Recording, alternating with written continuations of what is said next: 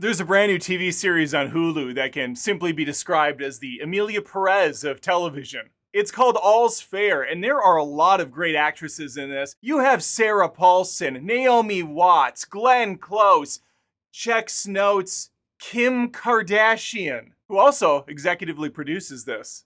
It makes sense. She does play a lawyer in real life. Might as well play one on TV, too. I'm gonna be perfectly frank with you. You can be imperfectly Carl if you want. I had no idea this show existed until a couple people pointed it out. They came to me, tears in their eyes as they often do. Sir Adam, would you please cover All's Fair? It's the worst. But I had a hard time believing in a sea of terrible TV and movies released in 2025 that we could find the creme de la creme, the cream of the crop. But then I watched the first episode of All's Fair, and I have to tell you, holy shit, it's the worst. I'm gonna tell you about it in a spoiler breakdown.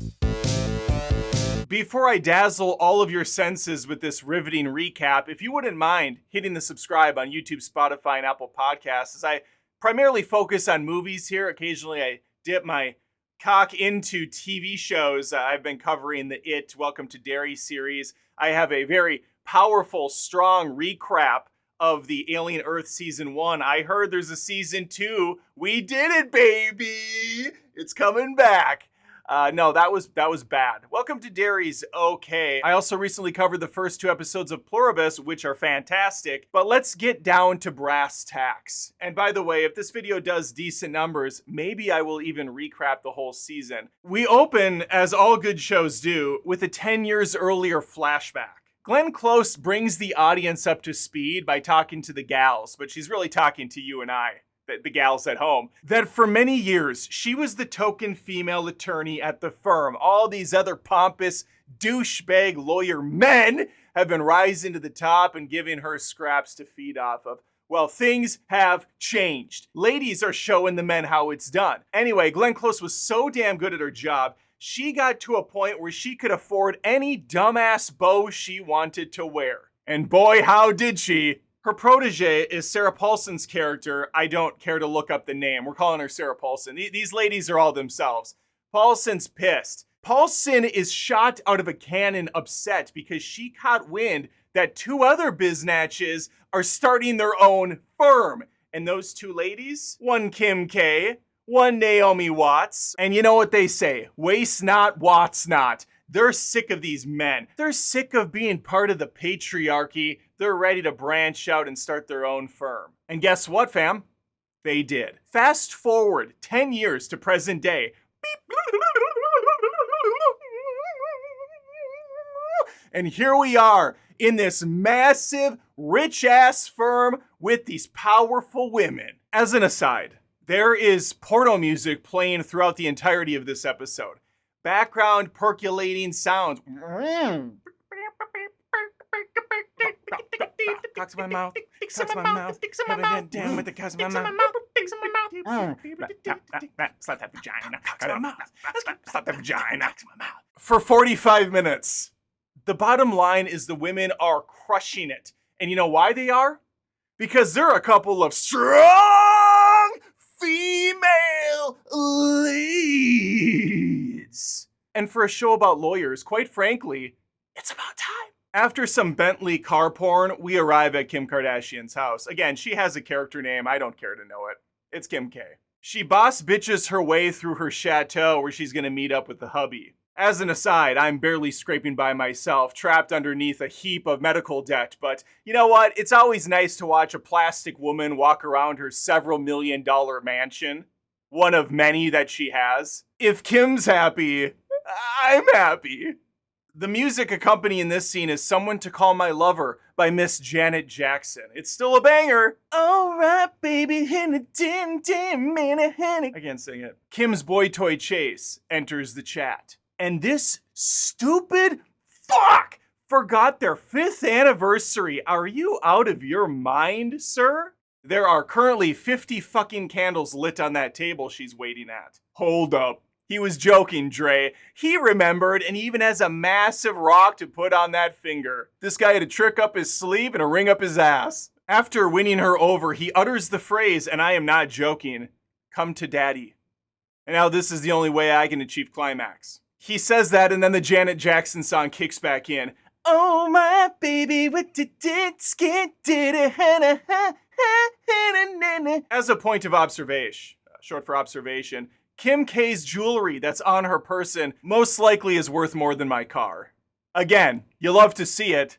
Happy for her! Nothing's wetter than mimosas in September. We're back with the trio, toasting to just being great. They have an empire, they have a firm, but Sarah Paulson's not included, and she's pissed as a pussy cat. She is not happy. She is so furious, even though she's the head of her own firm, that she sends them a sarcastic fruit basket and a note that says, hey, you guys are doing great, but not as great as I am, so there, millionaires. Oh, now there are 4 women in the room. Actress Teyona Tyler's here. She was just in that film that's probably going to be up for a bunch of awards, One Battle After Another. Happened to really enjoy that film. She was great in it. Can't wait to see what she doesn't do in this pile of shit. She didn't actually do much of anything. She just made herself present. Like, hey, I'm in this. Remember that for later. Oh, God. It's one of those shows where these ladies are going to solve little lawyer cases. Because the victim has just entered. It's a hot, blonde trophy wife, her words. And she's looking for the bestest darn lawyers in town. Naturally, that brought her to Kim Kardashian and her super best friends. Here's the deal, yo. Our blonde woman, her husband Lionel, is not getting enough spice in the boudoir. So he brings on a third partner, another woman. But this dipshit didn't realize, in his infinite wisdom, that the 2 ladies would fall in love. As they do. And so now trophy wife wants out, and she wants some money, honey. And the mama grizzlies are gonna make sure she gets enough for that pot to be filled. We're doing like a honey thing. I went there with it. Out of left field, Judith Light from Who's the Fucking Boss is in this? What am I watching? She calls up Naomi Watts' character Liberty. Hysterical. Needing her help because she also wants to leave her pig of a husband. Does Naomi Watts have a gambling problem? Does she have debts she needs to pay off? Why is she in this? Why is Sarah Paulson? What are these women doing in this crap? Liberty hops on a plane to go save Judith Light. Now dressed up as beige Carmen Sandiego, she sweet talks her way past the guard. And this is where taupe Dick Tracy's gonna have an argument with the husband, who is also in It, Welcome to Derry, and of course we all know him as Dexter's father in the Dexter series. Why are these people in this show? And just to reiterate, the porno music has not let up yet. Angela from Who's the Boss opens a safe containing a room full of jewelry. I can't afford my medical debts. The 2 sit on the floor and go over the collection, discussing the value of each piece. Kill me. And just from a quick graze across the room, she figures they can pull in a good $40 million for the jewels. $40 million! Back with Kim K, attorney at law, she's chatting it up with one of the partners of the firm, Nicey Nash's character, Emerald Green. Emerald informs Kim K how she had tailed Lionel, and it was very easy to stay super inconspicuous when she's driving around in a ridiculously flashy car, wearing a bedazzled hat, using one of the most cartoonishly large cameras I've ever seen, with giant glasses on, and a whole demeanor that just says, "Look at me!" Truly, a chameleon. She blends right in.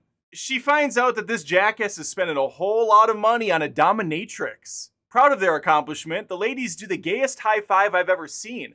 A little finger wiggle and a snap. Back with Herlock Holmes.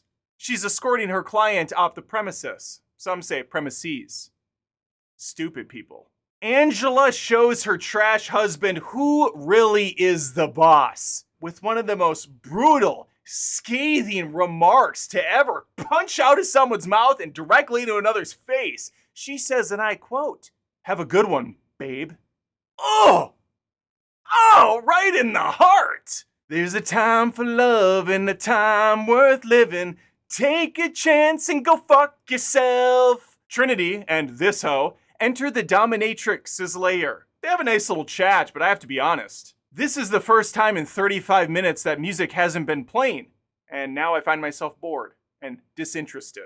It's time to hunt for some big game, and the 3 ladies have a gazelle right in their sights. Once again, in the form of another vile shitbag man. And oh man, do they drop the hammer on this guy. And by hammer, I mean giant butt plug.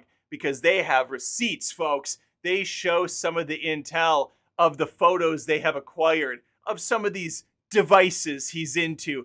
Devices that would definitely hurt his image. One of the fetishes is only described to us, but it entails him dressing up as a pig and having little piglets suckle from him.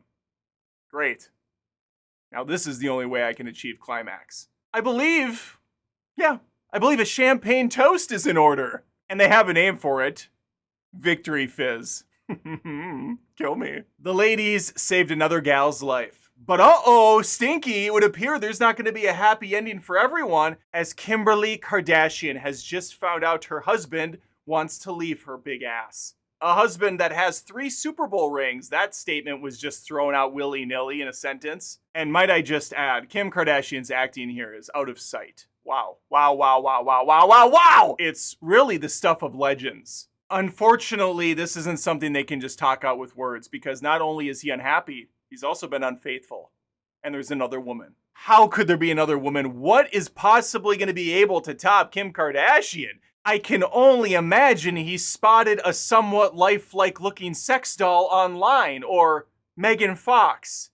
Redundant. He blows out a Dodge and she needs her gals. Ladies, leave your man at home. The club is full of ballers and the pocket's full grown. And all you fellas, leave your girl with her friends, cause it's 11:30 and the club is jumping. They're able to comfort her, but we end this episode on quite the tantalizing, titillizing cliffhanger, as that grubby, fucktard human waste of excrement goes to see his lover. And who is it?